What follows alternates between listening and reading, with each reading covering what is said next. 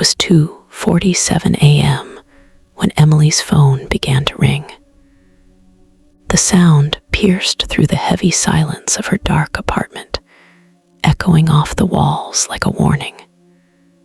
Half asleep, she reached for the phone on her nightstand, squinting at the screen. It was an unknown number, but something deep inside her twisted when she saw the name that popped up beneath it. Sarah, her sister. She answered immediately, but there was no voice on the other end. Only a faint, trembling breath.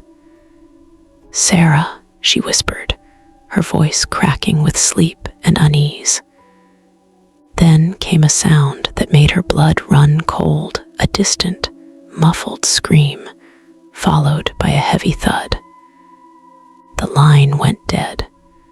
Emily sat frozen, staring at her reflection in the dark window. Sarah lived 2 towns away, in the old family house they grew up in. It had always felt haunted after their parents died, but Sarah had insisted on staying. She said she liked the quiet, that she could still feel their mother there. Emily had warned her to move out, to leave that house behind. Now, as the silence settled once more, Emily felt that same house calling her back.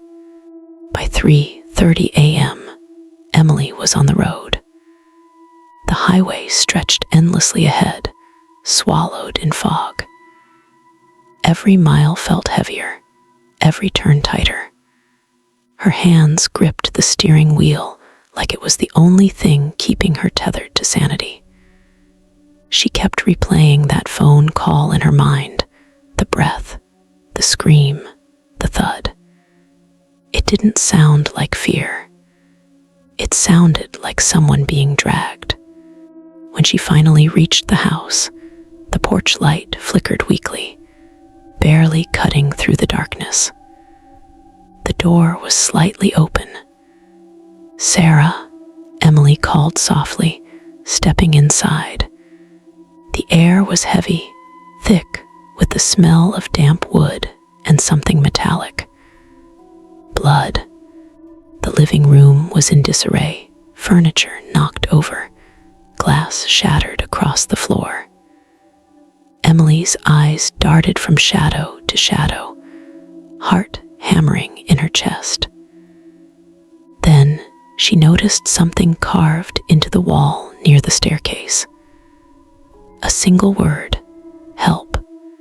Tears burned her eyes as she climbed the stairs. "Sarah, please answer me," she cried. But the only reply was the groan of the old floorboards under her feet. When she reached Sarah's bedroom, she found the door locked from the inside. Emily banged on it, desperation consuming her. "Sarah, open the door." Then footsteps. Slow, dragging footsteps, coming from inside the room. Emily's pulse spiked. "Sarah, is that you?" The door creaked open an inch, just enough for her to see an eye staring back at her through the gap, wide, glassy, and utterly void of life. Before she could react, the door swung open completely, and Sarah stepped out. But it wasn't really her anymore. Her skin was pale, almost gray, and her hair hung over her face, dripping with what looked like water. Her nightgown was torn, soaked from the waist down. "Sarah," Emily whispered, backing away slowly. Her sister tilted her head, the corner of her mouth twitching. "You came back." Her voice was soft, but layered like 2 people speaking in unison. Emily froze, trying to make sense of what she was seeing. Sarah, or whatever this thing was, moved closer, her bare feet leaving wet footprints on the wooden floor. "It wanted me to stay," she said. "Now it wants you too." turned to run, but the hallway seemed to stretch longer and longer with every step. The walls pulsed, as if breathing. She stumbled, scraping her hands on the floorboards, but when she looked up, she was no longer in the house. She was in the basement. How? She didn't even remember opening the door. The basement was cold, lit only by the dim glow of a single bulb swinging overhead. The air was thick with the smell of rot. In the far corner, she saw a pool of water reflecting the light. And there, beneath the surface, something moved. She stepped closer, trembling. The water rippled, and a face appeared. Sarah's face, not the one she had just seen upstairs, but her real face, peaceful, lifeless, eyes open in eternal fear. Emily screamed. The reflection smiled. Suddenly, arms burst out of the water, grabbing her ankles and dragging her down. She kicked and fought, but the grip was unrelenting. Her lungs filled with icy water as she sank into darkness. Then a flash. The moment their mother died. The fights they had after. The guilt she buried deep. When Emily's eyes opened again, she was lying on the basement floor, drenched, coughing up water. The pool was gone. The basement was empty. She stumbled upstairs, sobbing, only to find the house perfectly still, clean, untouched, as if nothing had happened. Her sister's picture hung on the wall. Beneath it, a small note read, "I couldn't let her go." Emily's hands shook as she read it again and again. Then she heard the sound of a phone ringing upstairs. She followed it back to Sarah's room. On the bed lay her old cell phone, cracked and dusty. The screen lit up with an incoming call. The name displayed, Emily. Her stomach dropped. The call was coming from her own number. When she answered, all she heard was her sister's voice, soft, trembling, and echoing from somewhere far below. "It's waiting for you." The line went dead. Outside, dawn broke, painting the sky in soft hues of orange and pink. The house looked peaceful, even beautiful from the outside. But in the basement, beneath the cold concrete, the water began to ripple again. It was almost midnight when Sarah realized she was the only one left in the school building. The rain outside came down in sheets, hammering against the windows, and the echo of her footsteps bounced off the empty hallway walls. She stayed late, finishing her art project, something she'd been pouring her heart into. But now, she regretted not leaving earlier. The janitor had already gone home. The lights flickered overhead as she made her way toward the exit. That's when she felt it, a sharp ache in her stomach. She sighed, setting her backpack down. Of course," she muttered. "Now I have to go to the bathroom." The restroom was at the far end of the hallway, the oldest part of the school. Everyone called it the Red Wing. Rumors said a girl had died there years ago, during a thunderstorm just like this one. Students whispered about hearing her cry from the stalls, or seeing her reflection in the mirror when they washed their hands. Sarah always thought it was just another ghost story meant to scare freshmen. But that night, the moment she stepped inside, She wasn't so sure. The flickering light above the sinks buzzed softly. The smell of damp concrete filled the air. A few of the mirrors were cracked, and one of the faucets dripped steadily, like a ticking clock. Sarah walked into the last stall and shut the door. The silence pressed down around her. She tried to hurry, but then, tap, tap, tap, 3 soft knocks came from the stall next to her. She froze. "Hello," she whispered. No answer. She leaned down and looked beneath the divider. The floor was wet, but there were bare feet visible under the next stall. They weren't moving. They were just standing there, facing her stall door. Her heartbeat quickened. Someone's in here," she said, trying to sound firm. Still no response. She waited. The lights flickered again, and this time the tapping started once more, slower, heavier. Tap, tap, tap. She couldn't breathe. She reached for her phone, but the signal bar was dead. The storm must have cut the power line.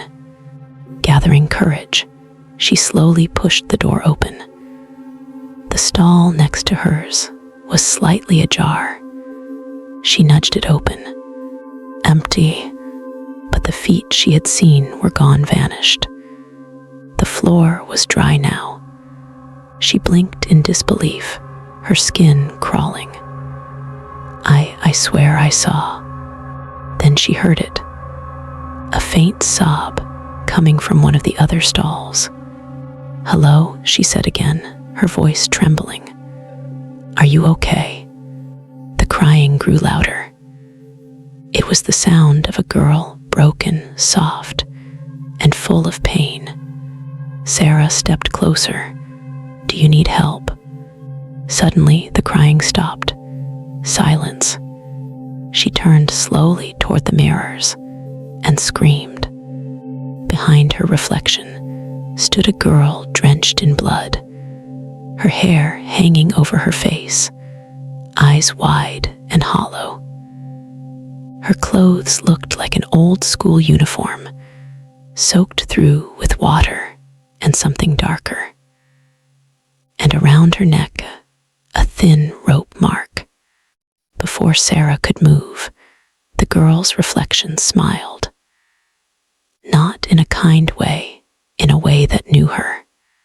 Sarah stumbled backward, slamming into the sink. "Please, what do you want?" she cried.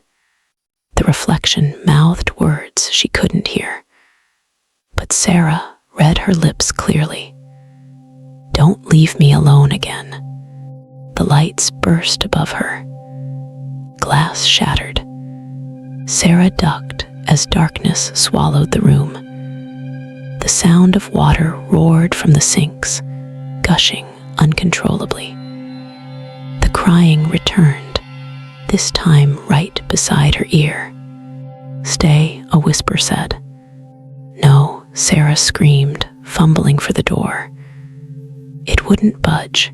It was as if something was holding it shut. She banged on it desperately. "Help, somebody help."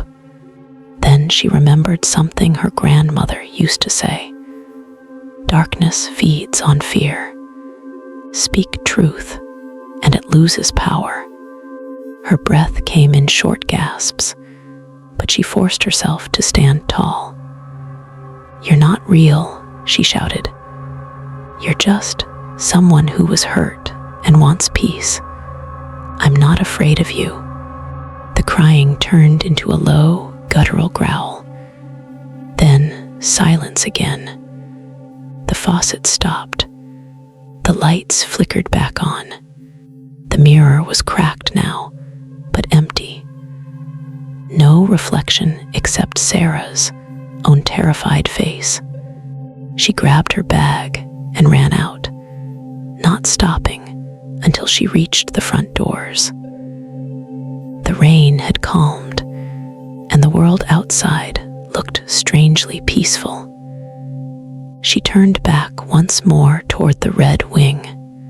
Through the small window in the hallway door, she saw a faint outline, like a girl waving goodbye before fading into the shadows. Mother became very lonely after the death of my father.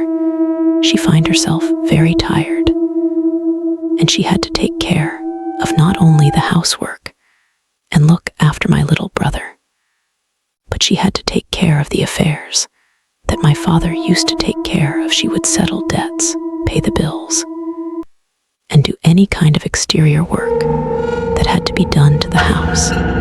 It was during the hottest summer that my mother took my little brother to the store for some grocery shopping. The sun had set, and the moon had to rose by the time mother and little brother were returning home. My younger brother couldn't stop crying.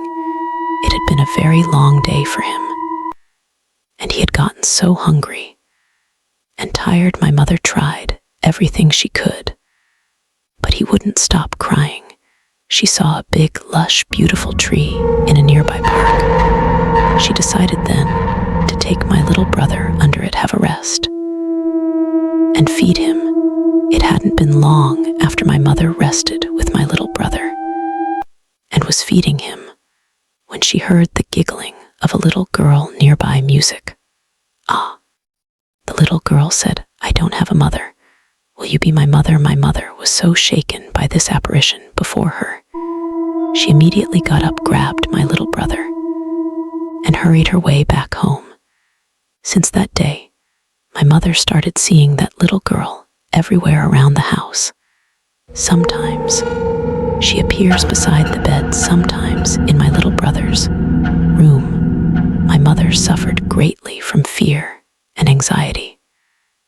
As a result of these apparitions, she could no longer take care of my little brother because she had a mental breakdown.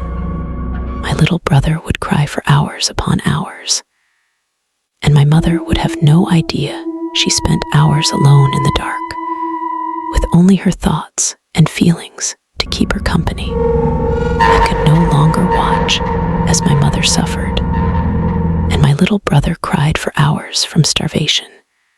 This is why I released my mother from this fear once and for all forever. I am the Garen, because of whom my mother was suffering like this. I have been living on a tree for years and years. That day, when I saw what a mother's love truly is, I wanted to have a mother too. My heart desired for her to love me as she was loving her child. And this is why I came home with her that night, so that I could stay with her forever. Now, me, my mother, my younger brother, all lived peacefully at home now. My younger brother doesn't cry of hunger anymore. Music. Because I'm here to take care of him. Music. Did you find the story creepy enough? Did you like Thriller Taylor? You go on and hit that subscribe button, click that little like, and leave a little comment below, and just maybe you'll hear from us real soon.